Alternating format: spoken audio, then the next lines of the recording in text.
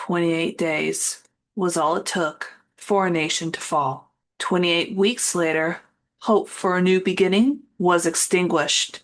And now, almost 2 decades later, we're back. 28 years later is coming.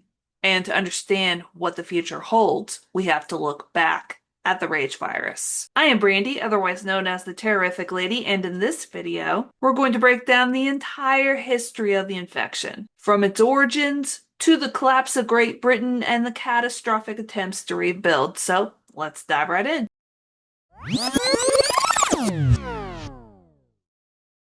So what is the rage virus? It is a very atypical zombie plague. The infected become living nightmares consumed by a permanent, uncontrollable fury. This bloodborne disease transforms its victims into violent killers. But where did the rage virus come from? Scientists at Cambridge, Clive and Warren, aimed to create an inhibitor to control anger, but in all their ambition, they made a fatal error.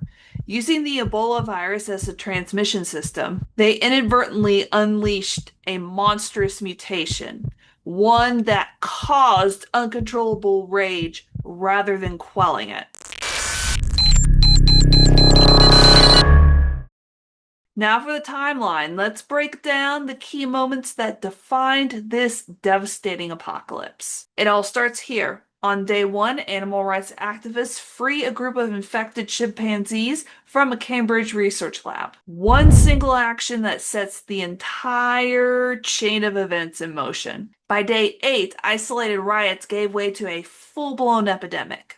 With the government thrown into full-blown crisis mode, Prime Minister Tony Blair is evacuated and the royal family is sent to Balmoral Castle. By day 15, pandemonium escalates. A mass evacuation starts. Think of a modern-day Dunkirk, only more chaotic and deadly as millions scrambled to get off the island of Great Britain. 28 days later, it's over. Mainland Britain is lost with an estimated 55 million lives claimed. A tearful government broadcast fades as the last uninfected voices are silenced, and this is the reality that Jim wakes up to in 28 days later.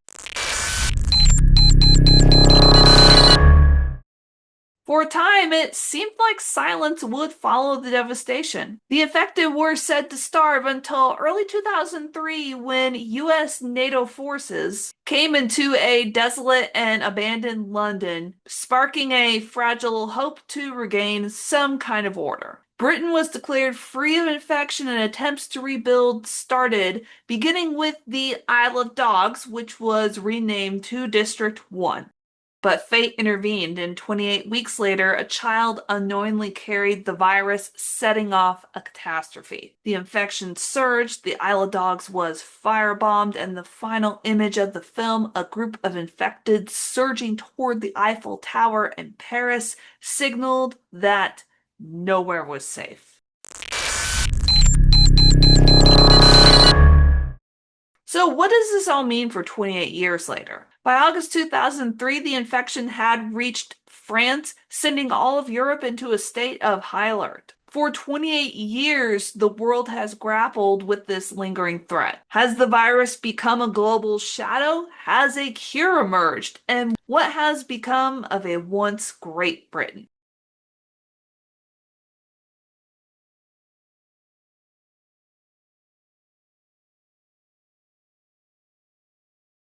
The timeline of the rage virus tells a story of how quickly our world can crumble. From a single act of misplaced compassion to an overwhelming global catastrophe. Now, as the clock ticks once more, what do you think lies ahead for 28 years later? If you enjoyed this deep dive and journey throughout the timeline from 28 days to 28 years, be sure to hit that like button, subscribe, and share your thoughts. Stick around for some more horror analyses, but until then, class is dismissed, and I will see you next time. Bye!